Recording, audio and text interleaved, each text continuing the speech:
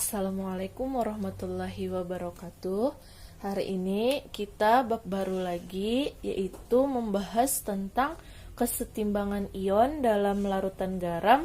Biasanya disebut juga sebagai hidrolisis garam. Buka buku kalian halaman 24. Nah, di sana ada kesetimbangan ion dalam larutan garam. Suatu garam dalam pelarut air terurai membentuk ion-ionnya.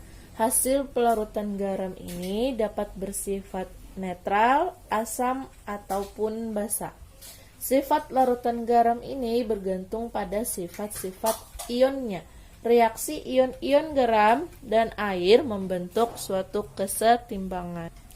Nah, dari hasil pelarutan garam tadi, nanti suatu larutan itu akan bersifat netral, asam, maupun bersifat basa. Nah, yang pertama kita bahas larutan garam bersifat netral. Di sana ada sebuah contoh, jika garam NaCl dilarutkan dalam air akan terbentuk ion Na+ dan ion Cl-. Jika NaCl dilarutkan dalam air, maka dia akan terurai menjadi Na+ Cl-. Ini Na+ plus Cl- jika dilarutkan ke dalam air. Nah, di mana Na+ ini merupakan asam konjugasi dari basa kuat NaOH. Na+ ini merupakan asam konjugasi dari basa kuat NaOH. Sedangkan Cl- merupakan basa konjugasi dari asam kuat HCl. Nih, Cl- ini merupakan basa konjugasi dari asam kuat HCl. Kemudian lihat lagi di buku, ingat kembali tentang kekuatan relatif asam basa konjugasi, di mana kekuatan relatif asam basa konjugasi itu merupakan hukum dari asam basa Bronsted-Lowry. Nah, kemudian pada Bronsted-Lowry, di mana asam Bronsted kuat, apabila pada Bronsted-Lowry asamnya bersifat kuat, maka dia merupakan basa konjugasi lemah. Kemudian pada basa Bronsted kuat, apabila dia basa kuat pada Bronsted-Lowry, maka dia merupakan asam konjugasi lemah. Nah, kita lihat pada Na+ Cl-, di mana Na+ tadi merupakan asam konjugasi yang merupakan basa kuat dari NaOH. Berarti pada basa Bronsted kuat, dia akan merupakan asam konjugasi lemah. Berarti Na+ ini karena dia basa kuat, ini basa kuat, artinya Na+ itu merupakan asam konjugasi lemah. Asam konjugasi lemah. Nah, paham? Kemudian untuk Cl-, apabila dia basa konjugasi, dia merupakan basa konjugasi yang merupakan dari asam kuat HCl, maka dia akan bersifat basa konjugasi lemah karena pada Cl- ini dia merupakan asam kuat HCl, merupakan basa konjugasi di mana dari asam kuat HCl nih, asam Bronsted kuat, berarti asam kuat, maka dia akan bersifat basa konjugasi lemah.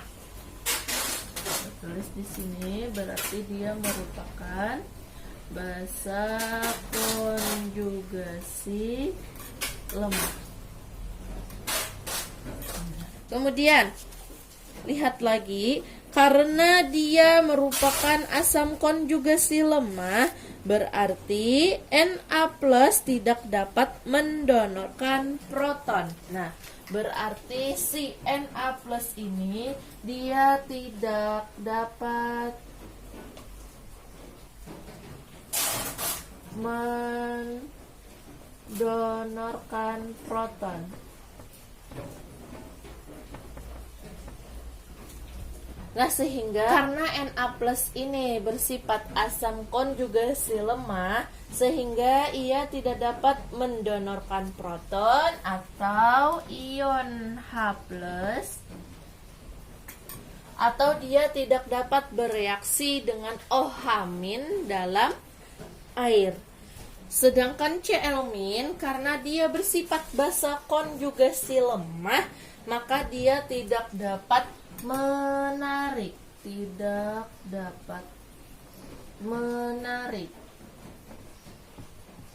proton atau ion H+ dari air, sama dari air. Nah, akibatnya Na+ dan Cl- tidak dapat bereaksi dengan air yang akan menghasilkan H3O+ dan OH-. Nah, ini reaksinya. Na+ plus H2O tidak bereaksi, maka tandanya seperti ini. Kemudian Cl- plus H2O, tanda panahnya juga dicoret karena dia tidak bereaksi. Karena Na+ dan Cl- ini tidak bereaksi dengan air, sehingga dia bersifat netral. Dimana apabila suatu larutan garam bersifat netral, maka pH-nya sama dengan 7. Oke, paham ya? Ibu kasih catatan lagi, lihat ya. Catatan. Apabila suatu garam mengandung asam kuat dan basa kuat, maka dia akan bersifat netral dengan pH sama dengan 7. Nah, ini catatannya. Apabila suatu garam mengandung asam kuat dan basa kuat, maka dia bersifat netral atau pH-nya sama dengan 7. Artinya dia tidak terhidrolisis oleh air. Oke, yang pertama ini yaitu larutan garam yang bersifat netral, di mana terdiri dari larutan asam kuat maupun larutan basa kuat. Kemudian kita bahas yang nomor 2-nya, yaitu larutan garam bersifat asam. Nah, di sana ada contoh larutannya yang bersifat asam adalah garam NH4Cl. Dalam pelarut air, NH4Cl akan terurai menjadi ion NH+ dan ion Cl-. Nah, ini reaksinya, NH4Cl menjadi NH4+ plus Cl-. Kemudian kita analisis lagi NH4+ dan Cl- itu apakah dia asam kuat, basa kuat, atau asam lemah ataupun basa lemah. Nah, ternyata NH4+ itu merupakan asam konjugasi dari basa lemah NH3. Kemudian untuk Cl-nya merupakan basa konjugasi dari asam kuat HCl. Ingat lagi catatan, sama seperti tadi, di mana basa Bronsted lemah artinya dia asam konjugasi kuat. Sedangkan asam Bronsted kuat sama yang tadi juga merupakan basa konjugasi lemah. Kita analisis yang NH4+, karena dia asam konjugasi dari basa lemah, nih basa lemah, berarti asamnya merupakan asam konjugasi kuat. Asam konjugasi kuat. Sedangkan pada Cl-, karena dia merupakan basa konjugasi dari asam kuat HCl, nih asam kuat, maka dia merupakan basa konjugasi lemah. Maka dia merupakan basa konjugasi lemah. Oke, sampai sini paham ya? Kemudian bagaimana reaksi dia antara NH4+ dan Cl- itu jika direaksikan dengan air? Ternyata untuk NH4+ karena sifatnya adalah asam konjugasi kuat, maka dia dapat bereaksi dengan air. Oke, karena NH4+ itu merupakan asam konjugasi kuat, sehingga dia dapat bereaksi dengan air. Kemudian NH4 itu mampu mendonorkan proton. Dia pun mampu mendonorkan proton.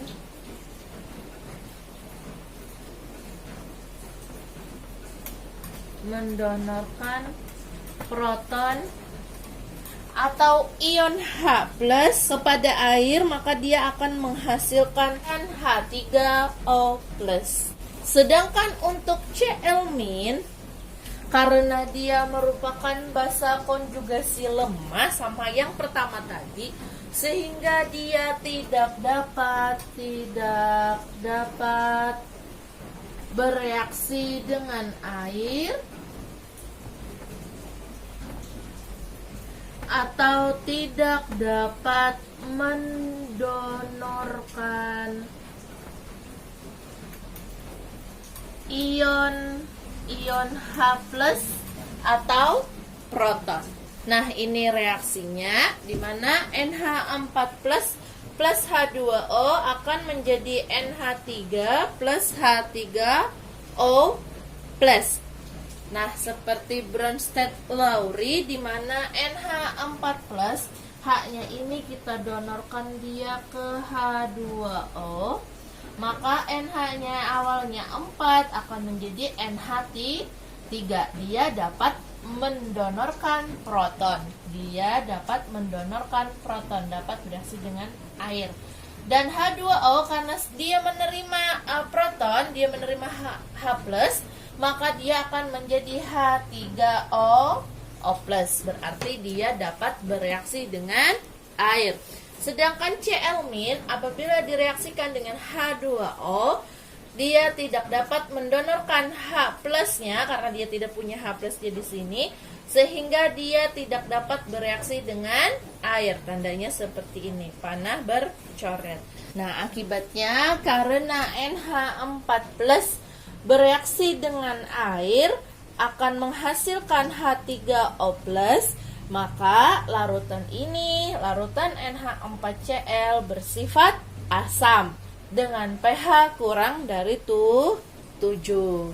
Nah, Ibu punya catatan lagi, apabila larutan garam terdiri dari larutan yang bersifat asam kuat dan larutan yang bersifat basa lemah, maka dia akan bersifat asam. Artinya larutan garamnya akan bersifat asam, di mana pH-nya adalah kurang dari 7. Nah, inilah larutan garam yang bersifat asam. Paham ya? Nah, Ibu lanjutkan dulu kepada larutan garam yang bersifat basa. Untuk perhitungan pH-nya, Ibu akan jelaskan setelah penjelasan dari teori ini. Nah, untuk larutan garam bersifat basa, di sana ada contohnya yaitu CH3COONa, di mana dia akan memiliki pH lebih besar dari 7. Nah, kemudian senyawa CH3COONa akan membentuk ion Na+ dan ion CH3COO- dalam air. Nah, kita lihat reaksinya. Nah, ini reaksinya CH3COONa akan menjadi CH3COO- plus Na+. Nah, kita analisis lagi dari CH3COO- plus Na+ ini akan bersifat asam kuat atau basa lemah, ataupun asam lemah atau basa kuat. Nah, Ibu ketinggalan sedikit. Untuk NH4+ tadi, plus itu, ion plus itu dia disebut juga sebagai kation.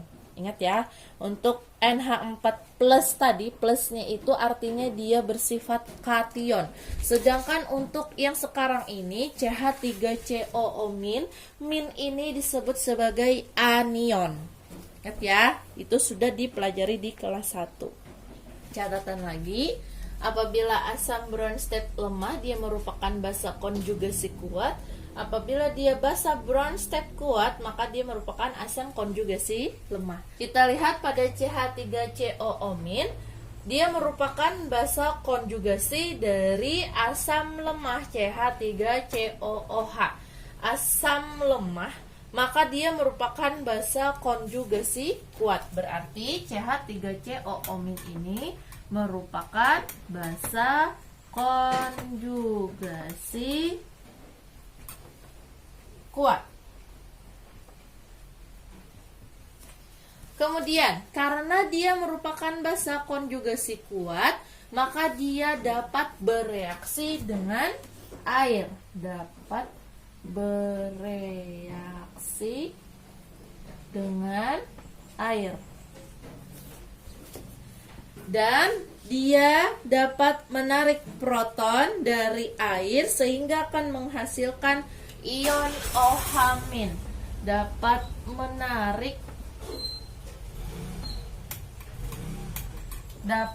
menarik proton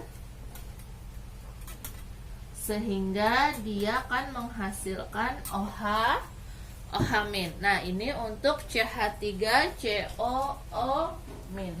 Kemudian untuk Na+-nya, karena dia merupakan asam konjugasi dari basa kuat NaOH, basa kuat, maka dia akan merupakan asam konjugasi lemah.